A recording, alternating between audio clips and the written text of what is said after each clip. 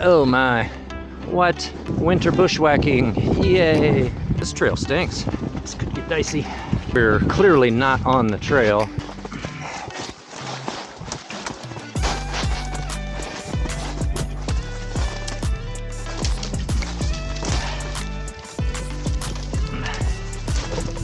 Oh, come on. Nowhere to go over here. See where the sun is. It's gonna be dropping. I guess we'll be cutting up through there. Keep on following the stream and racing the sun. The sun has dropped behind the ridge.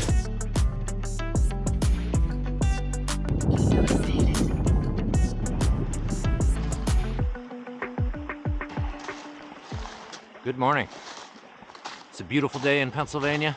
We're in the Martin Hill Wild area, starting off right away with a little bushwhacking. From where we parked, we are following this stream to get to a trail. There's a road right up here that I could walk, but I'm trying to avoid going on private property. We're just at the edge of the state forest boundary here. So I was here about 7 months ago, and over there you can see something like a picnic area, which is at the end of some trails that come down out of the wild area. And so I thought that that was forest property before, and I took a little break there at the picnic table, had a snack and so on, and I could walk out the road and there was no gate closed, but there's now a gate there and it says private property. So I guess I wasn't really supposed to be there before. I didn't know that. But anyway, today we're trying to skirt around it, looking for the southern end of the Pigeon Roost and Bear Gap trails. So it's about 9:30, about 26 degrees. The forecast high today is 39, and we're here to solve some mysteries. A few months ago, in the summertime, I intended to hike the entire Pigeon Roost Trail, and I started at the north end of it. And when I got to Evetts Mountain Road, I couldn't see how the trail continued. I couldn't find the rest of it.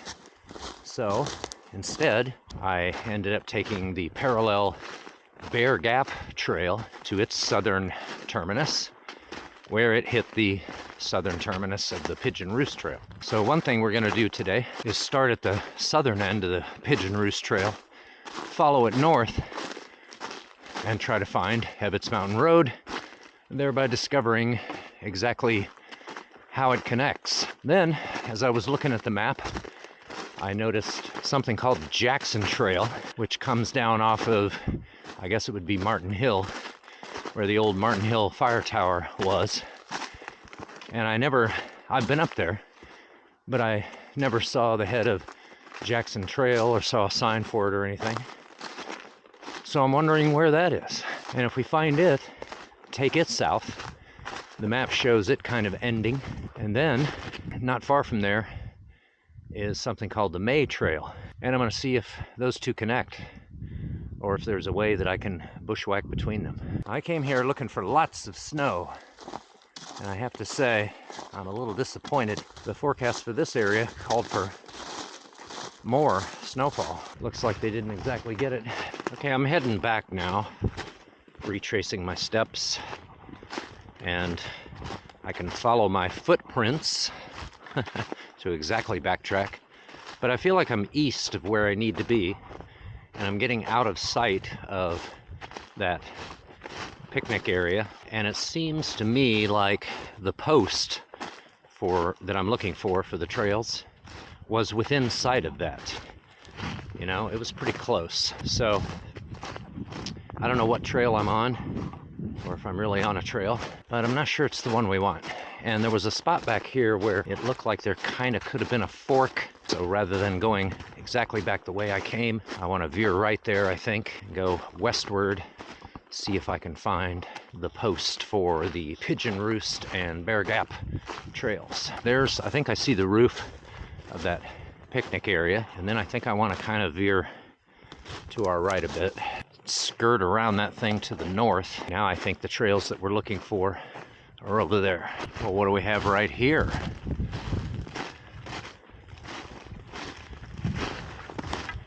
How did we miss this big wide path?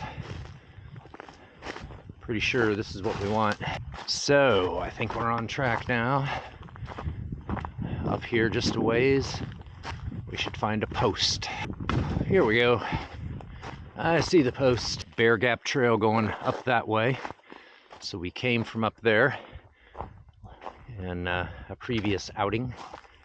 And so here is Pigeon Roost Road, or the Pigeon Roost Trail. And we want to go this way. So we are in search of how this connects to the northern part of the Pigeon Roost Trail. This should take us along Pigeon Roost Run, which would be somewhere over there, meaning that whatever stream that was that we came to earlier was not it. That might have been Wildcat Run or a tributary. I'll have to check the map later. Speaking of the map, I'm not convinced that I have it in my backpack. I probably do, but I don't specifically remember tossing it in there when I was getting all my stuff together at the car. But it's okay, because we have the map in our head, and we know the circuit that we're going to try to make today, and we know alternate routes as well. So we're good. We got the compass, and we even have emergency supplies in case night falls, and even in case we're stranded out here overnight, which would probably only happen if I injured myself. It wouldn't be because I couldn't find my way out. I can find my way out. I am familiar enough with the area, and as I say, have the map in my head, and a compass, and a headlamp. But let's just hope that we don't have an experience like on a previous outing where a 9 or 10 mile day turned into a 16 and we had to get back to the car. That was because of water issues. So what are we doing for water today? Well, I've got 3 pints, and then I have a liter flask which is empty, and it's my old flask that goes with my damaged water filter. So I just have it for water storage if need be, and I have some water treatment tablets in case we need to do that. The temperature is below freezing, so could the water that we have freeze? Potentially, but it should be warming up. And also 2 pints that I have handy and drinkable right now. One has Element in it, and one has Liquid IV, and that lowers the freezing point of the liquid, so it has to be quite a bit colder than 32 for it to freeze. If I had to guess, the temperature would have to be in the low 20s for that to freeze, and it's already above that, so we're good there. Suppose we got stuck overnight. I have a hot hands with me, an emergency blanket, a tarp that I could wrap myself in, and I could keep my water bottles wrapped up with me. And I've got food to get me through the night if it became necessary. Of course, I don't anticipate any of that happening. I anticipate that we'll just have a nice little, I would reckon it's 8 to 10 mile loop, and then everything should be just fine, and we get back to the Silver Streak before sundown and head on home. But just letting you know, I'm prepared for the worst that I can conceive of under, present weather conditions, and given the terrain in this area and all that. So I thought this would be completely snow covered, and a few inches of snow around us. I'm quite disappointed, I have to say, but we will still have us a good time.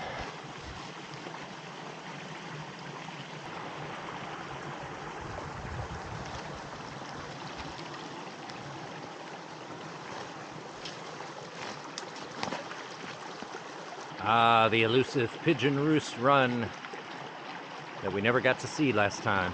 Reasonably close to the junction of Pigeon Roost and Bear Gap trails. And given our water problems before, if we'd known about it, we could have come up here to fill up if it was flowing well at that time. You never know.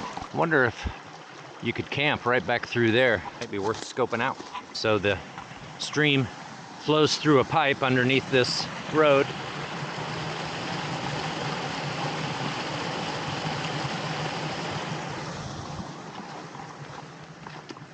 And then over here, don't really see a clearing through the rhododendrons there. If you were determined, you could get back there. Am I determined? No, I guess I'm not.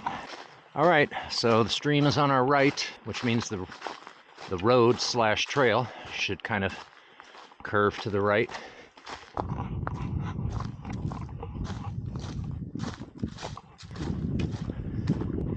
Well, we're climbing now. And in fact, we started at I think around 1900 feet elevation where we're parked, and we're going up to 2752 is our highest point today, and then back down.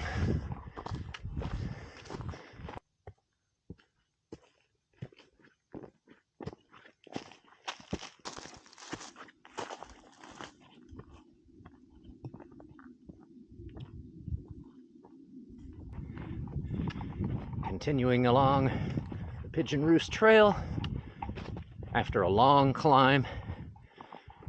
I climbed for probably 35 or 40 minutes, pretty steady, a little steep in places, but generally not too terrible. And now we've kind of leveled out. Well, the trail does not go along Pigeon Roost Run. I think just at the bottom there where we crossed it, I think maybe that's it. And the headwaters would be over to our right someplace, over somewhere over there. So the map kind of shows it going alongside it, but there's a bit of a ridge between us. Got some tracks of something that was going that way, you think?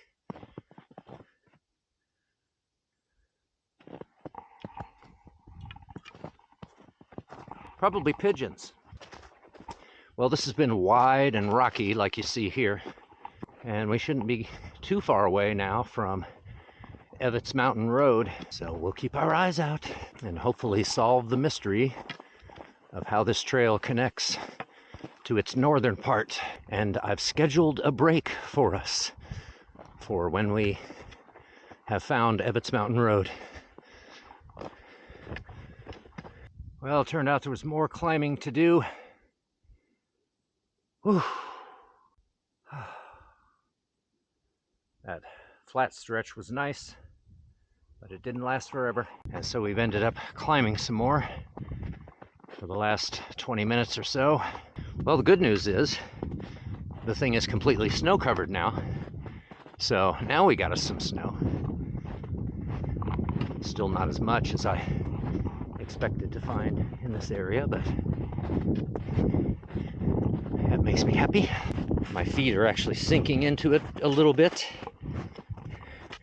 leaving some very clear footprints behind me, not to mention staff prints.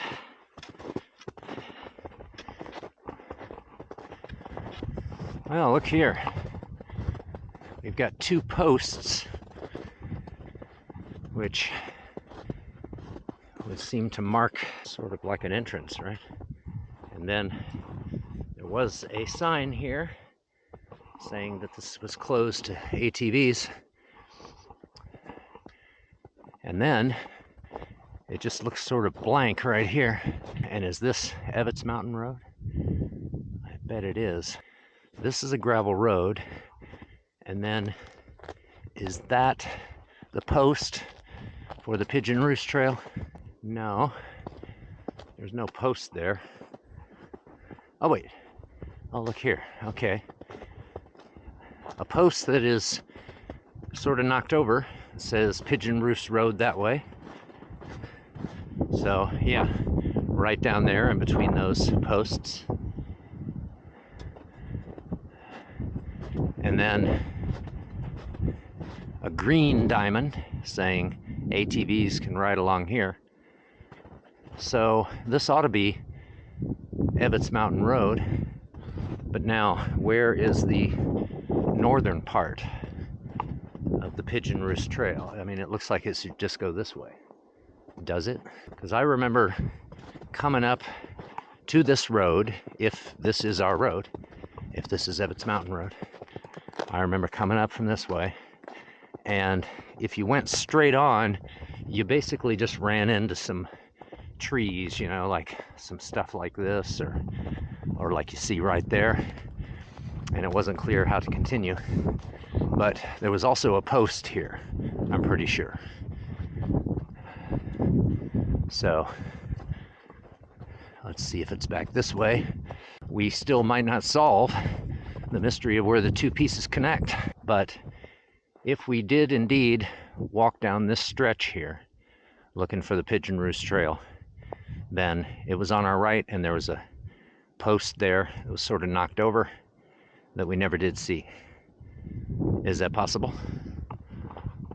It's also possible that we never came down this far, that we hit this road farther in that direction, and then we did go both directions looking for the continuation of Pigeon Roost, but couldn't find it. So is it possible we didn't come down this way far enough? Yes, that's also possible.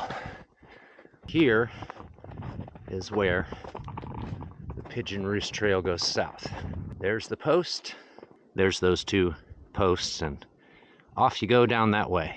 You don't get to Pigeon Roost Run until the bottom. So, as we stroll, we'll be looking to our left for a post for the northern part of the Pigeon Roost Trail. Well, what do you know? There it is. All right, so the two parts of the trail are about, my best guess is 0.16 miles apart. So yeah, here we go. That post, quite clear, and it seems to be pointing to nowhere, right? Because when you look over here, it's like, well, where in the heck is the trail? It goes down like this, and it appears pretty well defined right now in the wintertime, but as you continue following it, it becomes a little difficult at times to follow in the summertime with all the ferns. And then you've got a fairly steep descent, ultimately taking you down to Blakesley Road, which is about a mile down. So yeah, when we came up to this point here, as I mentioned, if you just go straight on, there's just trees there, and there doesn't seem to be any path, right? So we asked, well, where does the trail go from here? And we looked and eyeballed all that area there, couldn't see anything. Went down this way first for a while, I think. Didn't we? No, I don't remember. But anyway, we did go both ways and went down here for, I felt like, long enough there where we should have seen the trail. And then we stopped and had a coffee break down there. But I guess we didn't go quite far enough. Or we may have, but that sign on the left is sort of knocked over, and I think going this direction it'd be easy to miss it, and probably especially in the summer with more foliage. So yeah, it's easy to miss. But if you're going southbound, then you would come up here to Evetts Mountain Road, take a right, and then, as I say, I'd guess 0.16 miles down there. You look for the fallen over post, and it may not be obvious what the path is right away, but once you get down to where those two posts are and go between those, then it's obvious the rest of the way. It's a very wide and mostly rocky path, and you have no uphill after that. It's either level or downhill all the way down to the bottom where you hit the Bear Gap Trail. All right, well, we're headed this way. So before we took this road, and maybe about a mile down is the Bear Gap Trail, and we took it. Today we're going to pass it, we're going to continue on, and eventually it will merge with the Mid-State Trail, and then when we get to the top, we're at the site of the old Martin Hill Fire Tower. We've been up there before. There's a campsite up there that you can reserve. I would think just car camping or RV camping would be the best up there. And it's not very scenic. I mean, basically you've just got a yard. There's no grill up there. There's no picnic tables, right? There's nothing like that. It's just a space. But I don't know. It's big enough to pull a couple of RVs in there. So you could just have yourself a little party on the hilltop, almost like a little clearing here on our right. Would this be a nice place for a break? I think so. Let's do it.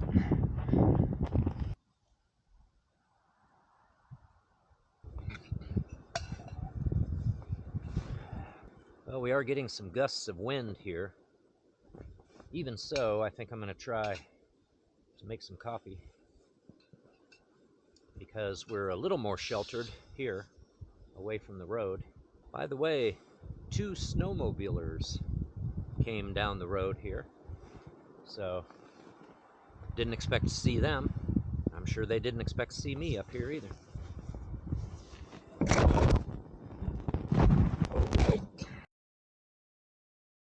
Well, I just had my camera, which was on the tripod, fall into the snow, and it got wet, and I didn't have the waterproof casing with the standard battery because I was using the booster battery.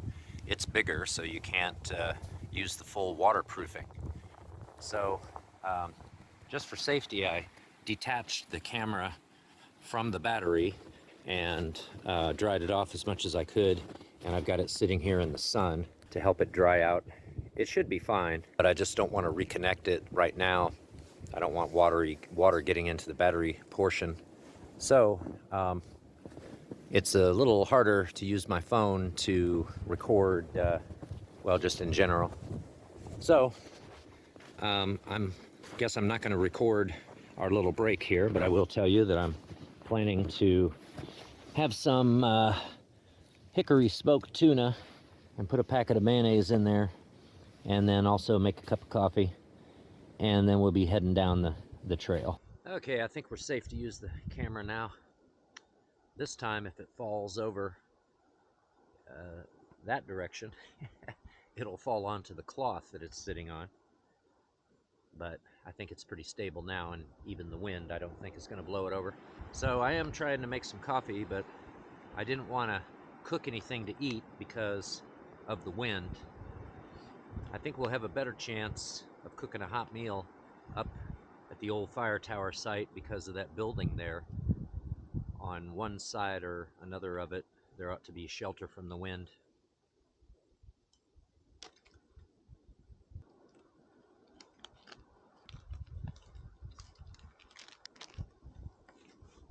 Oh, I forgot about these. Chocolate flavored cream biscuits. Try to remember that for later. All right, let's see how we did with the coffee. Good old cowboy coffee. Oh my goodness, smells delicious.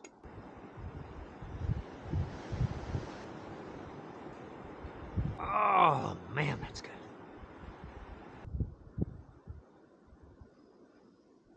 If we want to talk a little bit about safety considerations when you're out on an outing and you'd like people to know where you're going and know where you went if you disappear or if you're not back on time.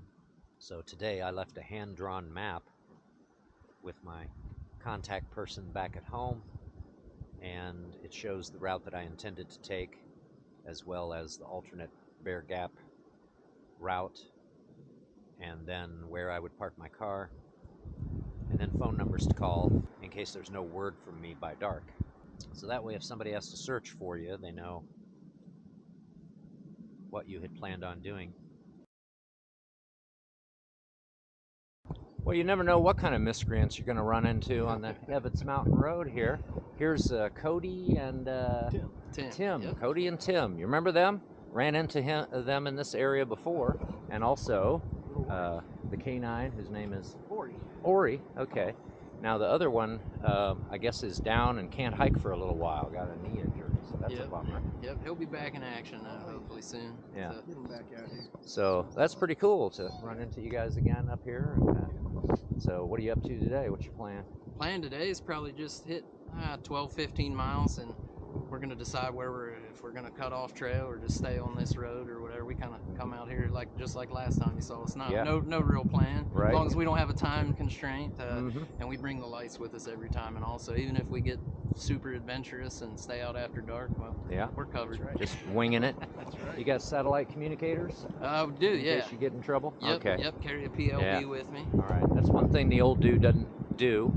I was talking about some of my safety precautions earlier, and people probably think, well, why don't you just get a satellite communicator? Well, first of all, I don't have that kind of money. Money. I'll let him carry it. But, you know, to tell you the truth, I mean, tell me what you guys think about this. Sometimes I feel like if I had something like that where I feel like it could make me less cautious, make me prone to take chances that I really shouldn't. Exactly, yeah. And I feel like if, I have to get myself out of here with the supplies that I have, then I'm more mindful of what I'm doing. What you're taking with you. So, I kind of agree with that.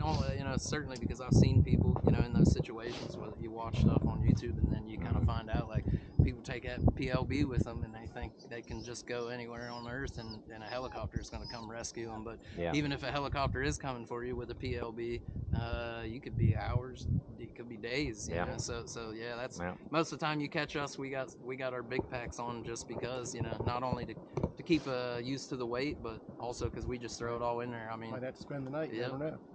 Yeah, I'm prepared for overnight. I got a small pack, but I got what I need there. So, okay. Well, did you say Obi? Ori wants to get going, I think. So, he's ready. Great to see you guys again. Yeah, and, absolutely. Yeah, we'll see you next time up here. Right? Oh yeah, That's right. For sure. Okay.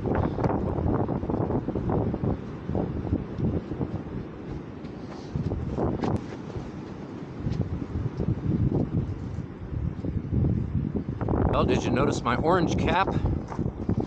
Old dude's got an orange cap now. That set me back about $4 US.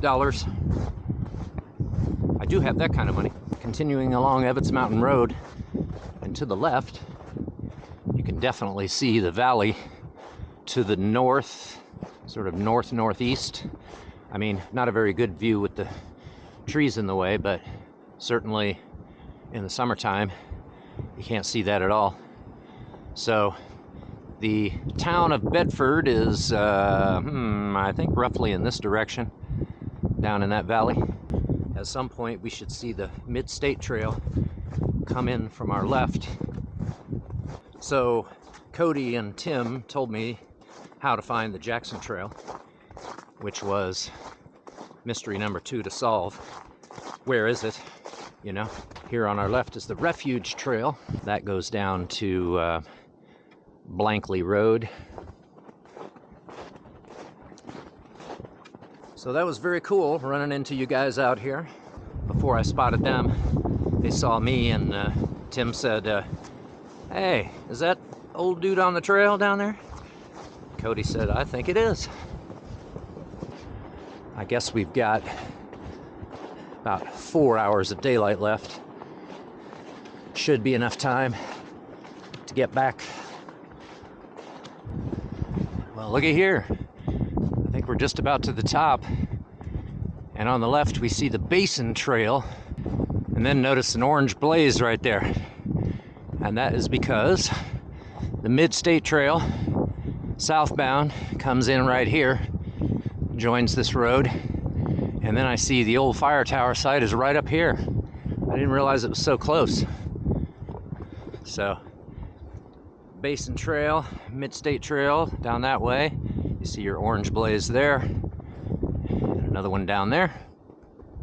And again, you can see the valley below pretty well, and we're just about to the top where the old fire tower was, which will be our highest point for the day. So I am thrilled because I thought there was going to be some more climbing.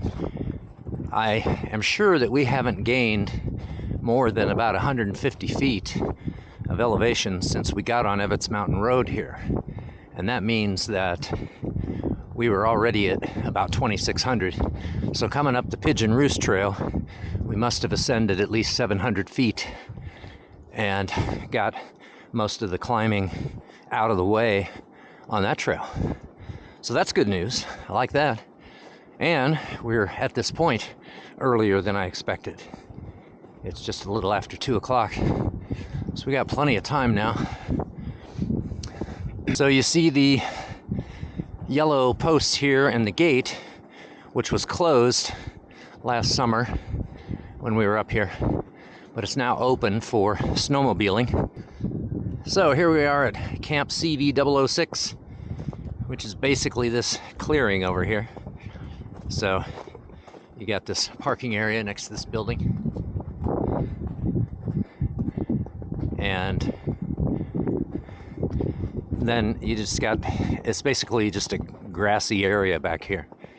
So, and you have this tower and gate, whatever the heck those things are, this building, and not much of a view up here either. So, you know, as far as a camping spot goes, what do you think? Should we car camp up here sometime just so we can see what it's like? Doesn't really seem that exciting, but it's remote. It's got that going for it. So should we stop here and have some ramen noodles? We could get right in here and we'd be sheltered from the wind. But who knows, you know, when that thing is going to rust out and collapse. That could fall on our head. We could sit here on this slab. Oh, there's a sign there that says property is under constant video surveillance. Now, does that include the campsite here? Because I wouldn't want to camp here if I'm being filmed. Sure, I'm going to film myself, but I don't want you filming me. Anyway, let's get some shelter from the wind, and yeah, let's have some ramen noodles. So back here we'd be in the shade, a little chilly. See what it's like on this side.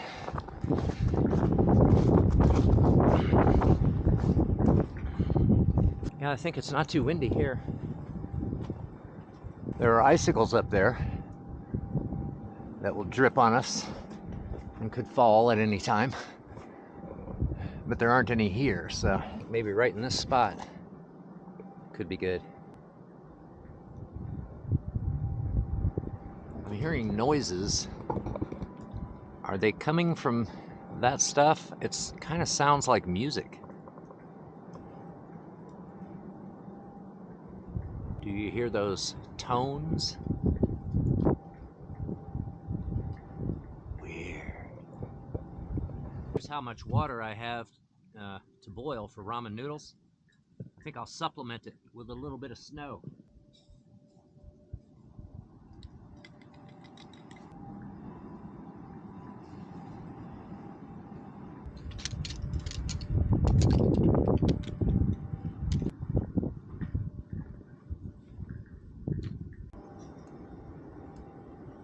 It's taking a while for the water to boil.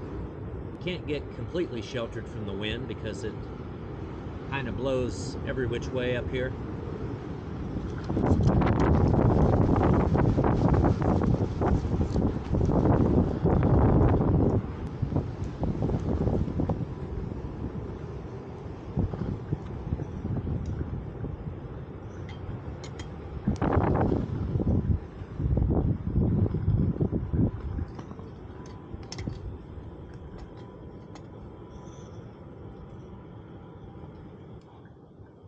Those constant tonal sounds coming from over there are so eerie.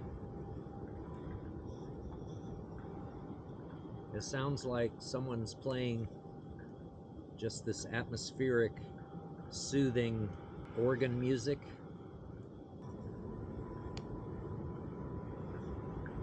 Is it the winds blowing through that thing right there with holes in it, creating like a wind instrument effect? All right. Add the shrimp flavor seasoning. And let's eat. Okay, that was delightful. Moving on. There's the orange blaze, the Mid-State Trail. Are we still on Ebbets Mountain Road? Well, no, this is, I guess, Tower Road now. Or it's nothing yet. You see there's a fork in the road, right?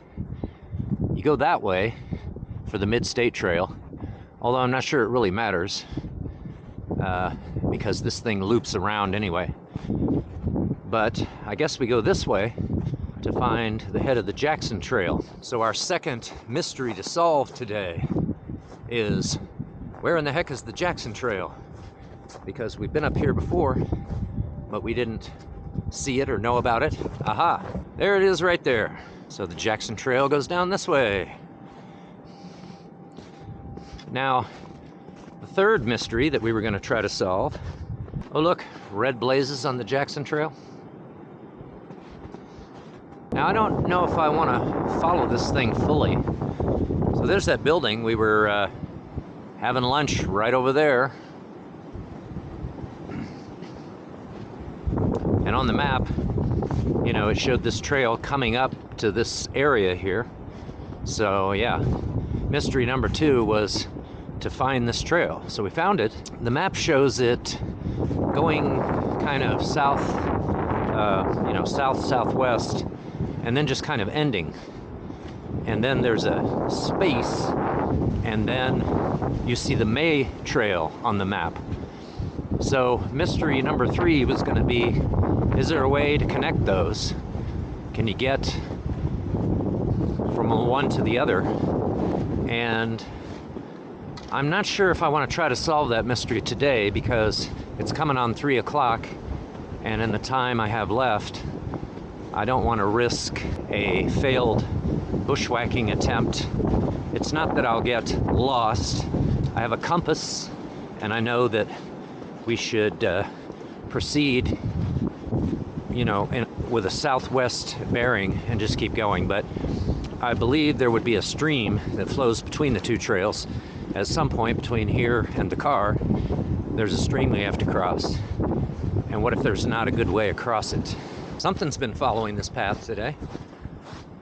I don't believe those are human tracks, though. So I think instead, to complete our loop today, I think we might go back up there to Ebbets Mountain Road and take it down to where the Refuge Trail goes west, and that will connect to the Bear Gap Trail. Now, on a previous outing, I was trying to take the Bear Gap Trail to the Refuge Trail and then cut over, and I never could find the Refuge Trail. So I guess an alternate mystery to solve is where exactly it connects, and is there a post there that I never did see? Because I just kept going and going until I said to myself, I have to have gone far enough to have hit the Refuge Trail, but I haven't seen it. Okay, I decided to come back. So I just went down the Jackson Trail about 0.2 miles, decided to turn around, and then came back 0.4 miles.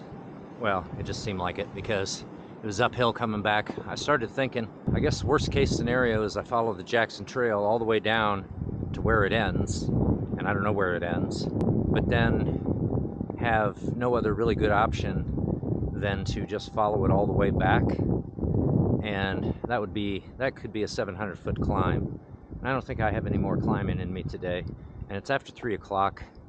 Okay, so the Jackson Trail will come out at the road right up there. But here's the building we were at. We're just going to cut right over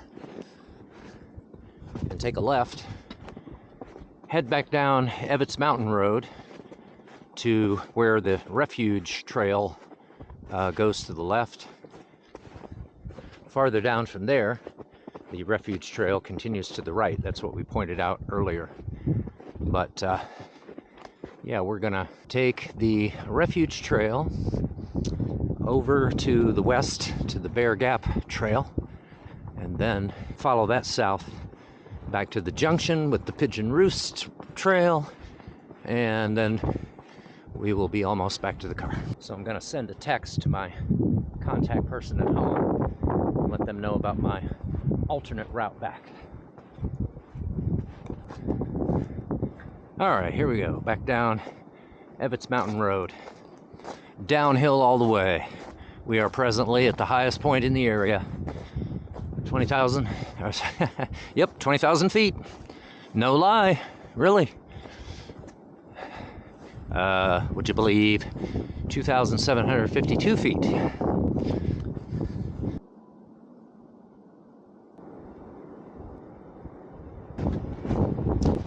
Here's the Refuge Trail. Take a left. All right then. Now I don't expect any blazes along here. And mystery number 3 is, how does this connect to the Bear Gap Trail? And is there a post there at the junction?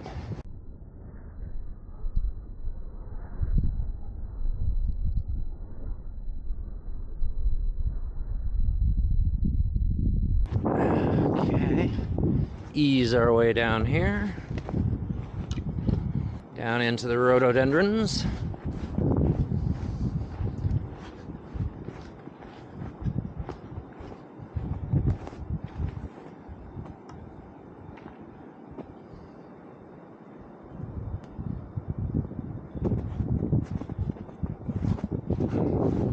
So it looks like we continue straight down through here.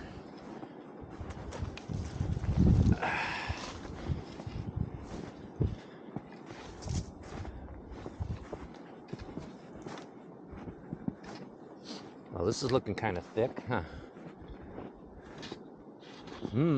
Is this right? Doesn't seem right, does it? Seems a little too thick here. Are we supposed to be kind of over here a little bit? That looks more promising over there.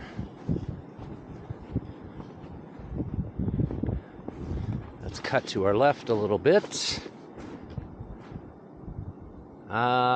Well, it did look more promising at first. So this looks a little clearer. Does it go that way? Wow, some blazes would definitely help here.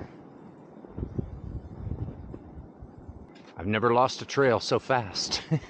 Refuge Trail, where are you? Well, maybe that was right where we were. It looks like it's supposed to go down there. So I guess we'll try it.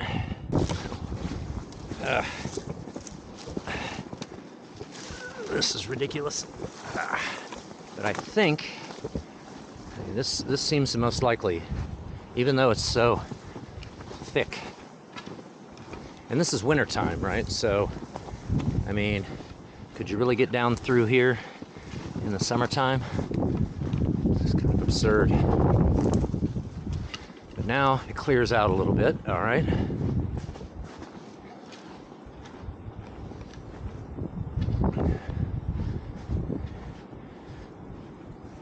Then what happens? Down into more of this thickness.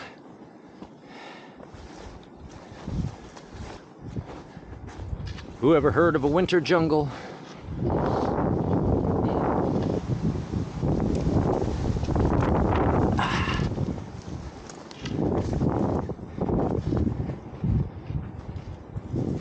Refuge Trail, huh?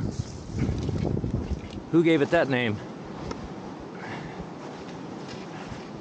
Okay, looks like we continue on down through here.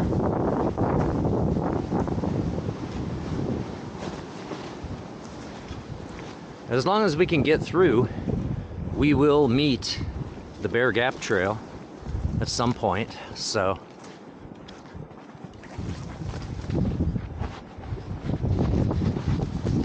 Just doing a little cross-country skiing with my one pole here.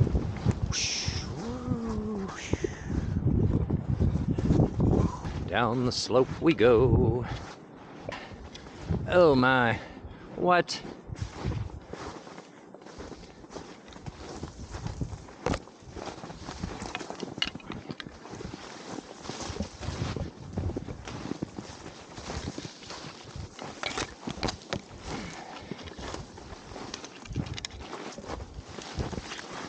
There are tracks down here. Something has been through, but probably something not as tall.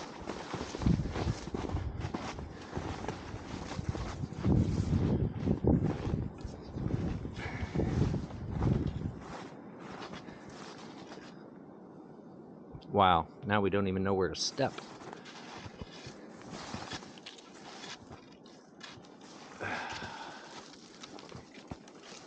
Oh, for Pete's sake.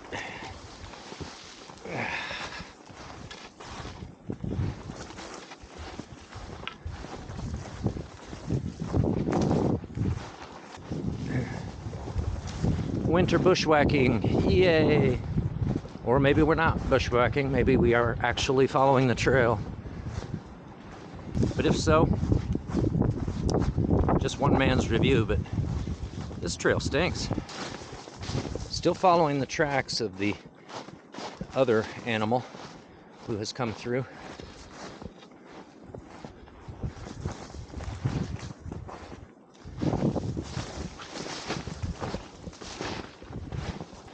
I guess now we're going under this.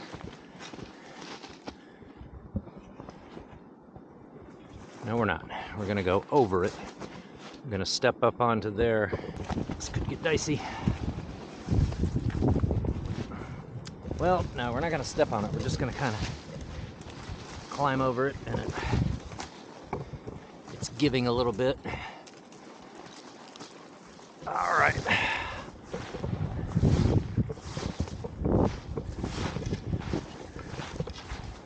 Continuing on. We kind of need to bear more to our right a little bit.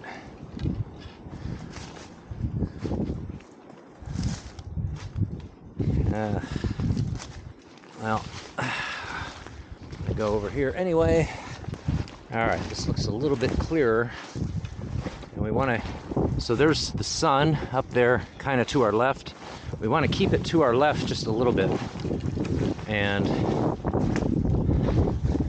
not go exactly toward it, but more this way, which is more west.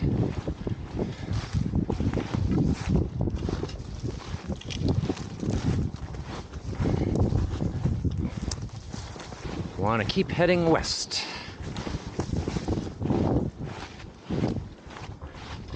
And it looks like mystery number 3 might remain unsolved, because since we're clearly not on the trail, when we get to the Bear Gap Trail, we're not going to see any post, unless we happen to see it, you know, once we take a left, go down a little ways, there could be a post, which would tell us that we veered to the right off the Refuge Trail. So once again, I'm heading a little toward the sun, which I don't want to do, but it's tempting to my left because it looks like it's a little clearer.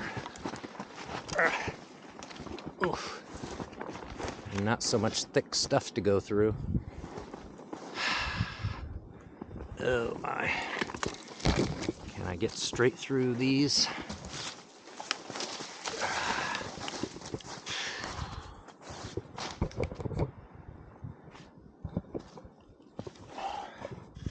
If I put something in the thumbnail like major winter bushwhack,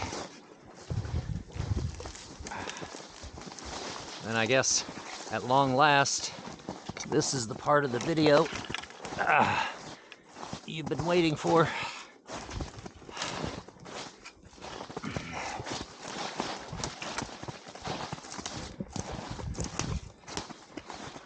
Maybe I'd have been better off trying to bushwhack between the Jackson and May trails.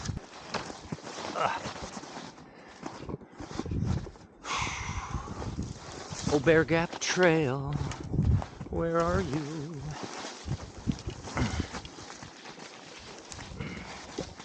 Straddling a rhododendron branch. Ugh.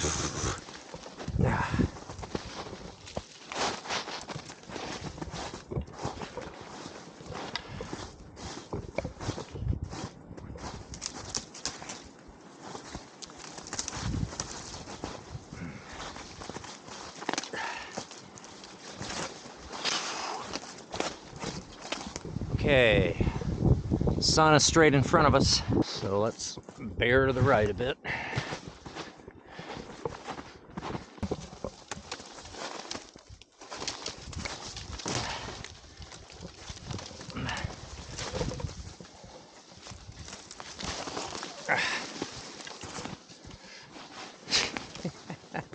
Oh, come on. There's nowhere to go over here.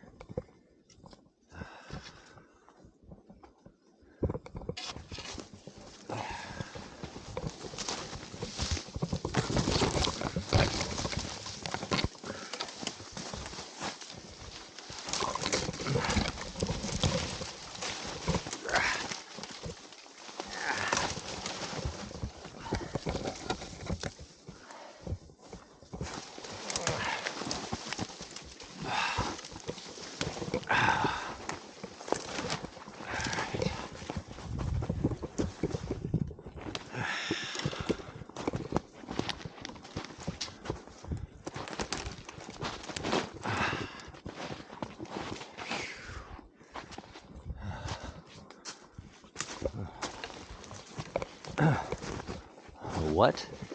A pine tree?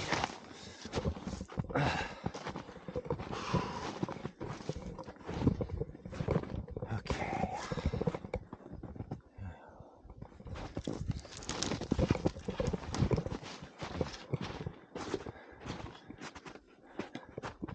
I think I see some rock formations over there.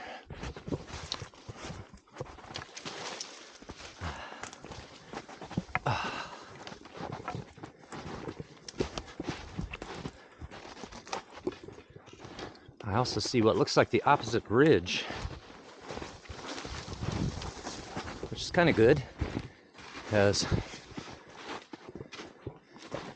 oh yeah, some glacial litter right through here.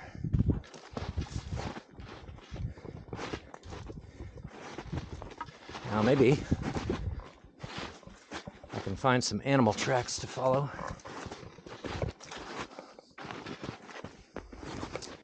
All right, can I get down there?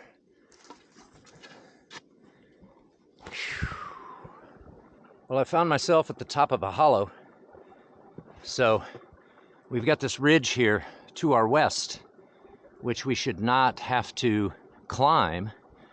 The trail should continue going downhill to the Bear Gap Trail. So we got this ridge blocking us. And so, and then, you know, we've come from the hill to the east of us. So we pretty much have no choice but to go down this hollow and maybe try to find a stream. What's that I hear under there?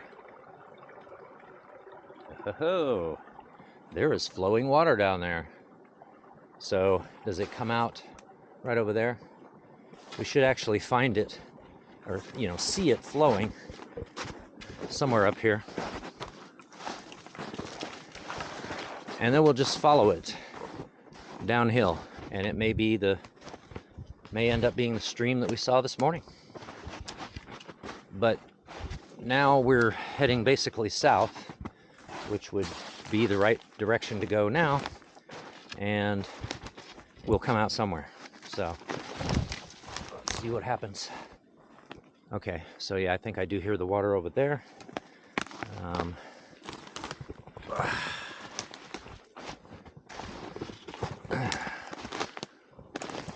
And go right through here. I see some animal tracks right here, so that's good. Yep, there's the stream. Okay, here it is right here. And wow, look at that. It's beautiful.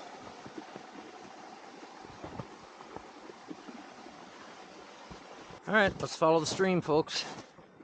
It will definitely lead us to one of the streams that we know. And from there we can figure out where we are. We, I guess, are on the east side of the Bear Gap Trail. We never found our way to it.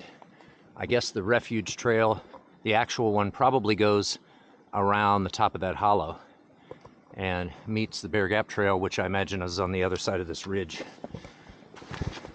But this ridge should end, and we should come to, you know, I mean, we could possibly come to a road. It's a little bit hard to get through here.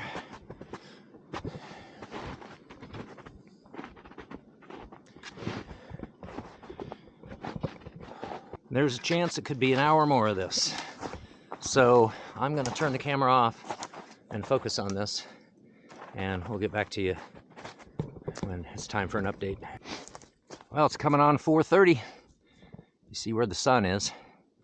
It's going to be dropping. Are we going to run out of daylight here? Where are we? Well, we are boxed in between two hillsides, right, on our left and on our right. And there's a stream flowing down here in the gap, which keeps going underground, but we'll see it and or hear it eventually down here. So it's obvious where to go. Just stay here in the gap and keep between the hillsides and following the stream, and it'll have to come out somewhere. So, I mean, I'm comforted by these hillsides in one sense, because I'm not going to climb up them, and I know I don't have to. Okay, you can hear the water. Ah, we can see it over there too. There it is.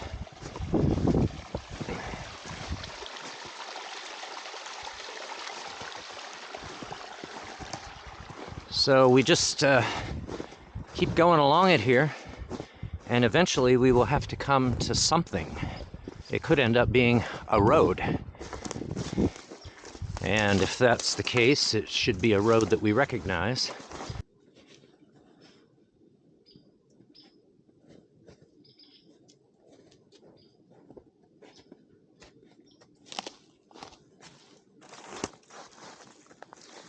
So we don't need to rush, and we shouldn't anyway, because getting hasty, that feeling of, but I want to get out of here, I want to come to something I recognize, that's understandable, but that increases the likelihood of injury, twisting your ankle, and so on, since we're bushwhacking and this is rough terrain here.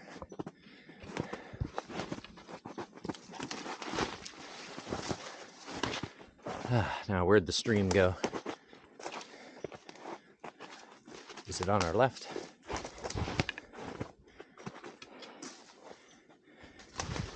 I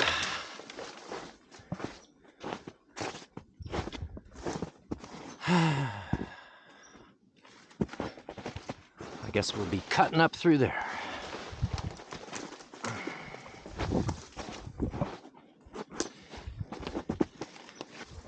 Of course, you know, I guess I can advise not being hasty when I have a headlamp with me. So if I get caught in the dark, I'll still be able to make progress through here.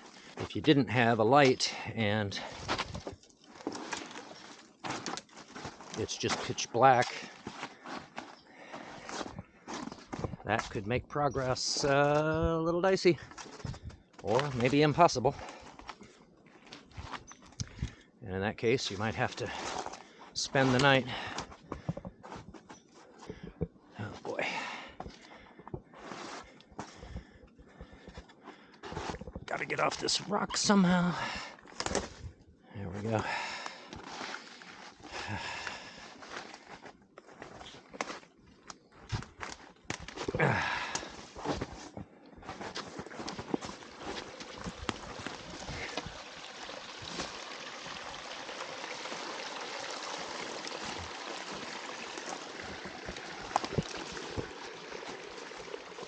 Keep on following the stream and racing the sun. But when I say racing the sun, I don't mean competitively, because if the sun is going to win today, that's fine. I'm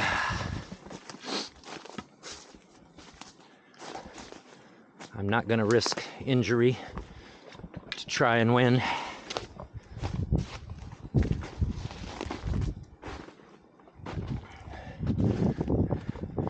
I hear the water right ahead of us. Oh, look, it's on our right now. We seem to have crossed the stream without even knowing it.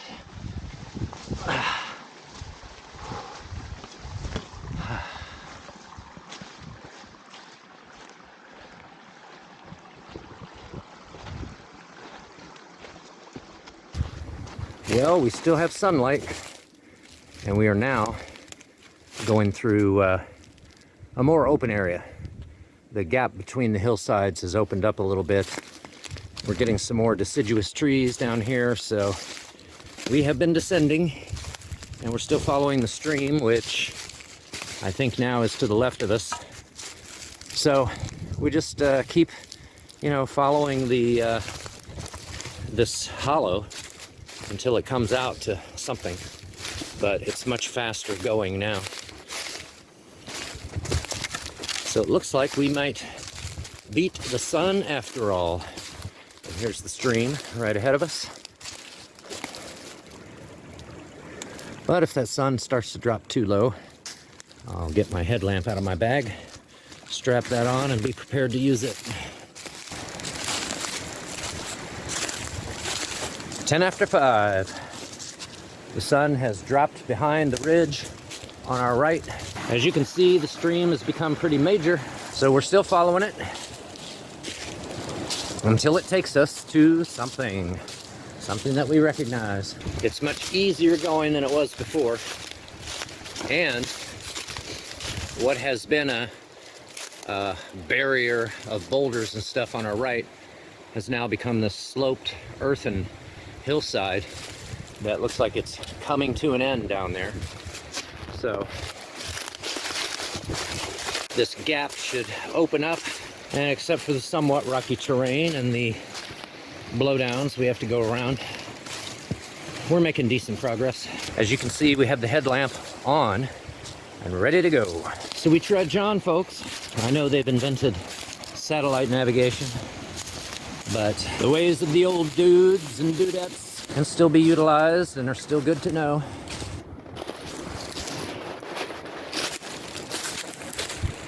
Maybe we can go over here and have slightly cruisier walking.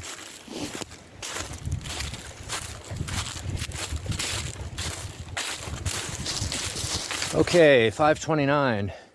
The stream is over there, and I think that's the stream that eventually makes its way under a bridge under Bear Gap Road. Not the trail that's called Bear Gap Road. Oh, I guess that one's called Bear Gap Drive. But the drivable road of that name. So if we continued following it, we can still hear it. And another thing is, there's been times when we've veered away from it to avoid all the rhododendrons. And this is where it's good to read the geography, because you see there's a great big hillside right there, and there's a little bit of snow on the bottom part of it there, which makes it easier to keep your eye on. And the water cannot take a left turn and go underneath that, right?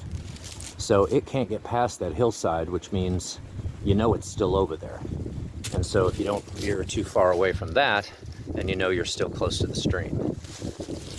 But over here to our right, we see some buildings. And so I think we're getting over to the area where that, where there was that picnic area, and there are also private residences along the road that comes in back here. So therefore, we are close to where we want to be, and so that's why I'm going over in this direction now and look for something recognizable, or just come to the road or spot the silver streak. Any of those will work just fine. So we made it out. We knew we would. Just a matter of time and diligence. Of course, it helped that I was prepared for nightfall. And as I told you at the beginning, even prepared to be stuck out here overnight. Do we recognize anything in particular? Not yet. But I expect to be talking to you in just a few minutes from the Silver Streak. Oh, yes, we do recognize something. That's that picnic area type thing, right? That we worked our way over to the north side of, find the Pigeon Roost Trail. Okay, we're just about done then. Well, we made it. Woo! Well, that's twice that Martin Hill Wild Area has kicked our butts. It was such a pleasant outing today until about 3:30. And once we took a left turn on Refuge Trail, our day took a left turn real quick. But, yeah, 2 hours of unanticipated bushwhacking, which I wouldn't have chosen, but it really was kind of fun. I mean, I did have a good time, so. And I don't feel too worn out, but yeah, that last couple hours was pretty arduous. Are we gonna come back here, get our butts kicked again? I don't know. But we'll see you on the next adventure, wherever it is. Thanks for watching.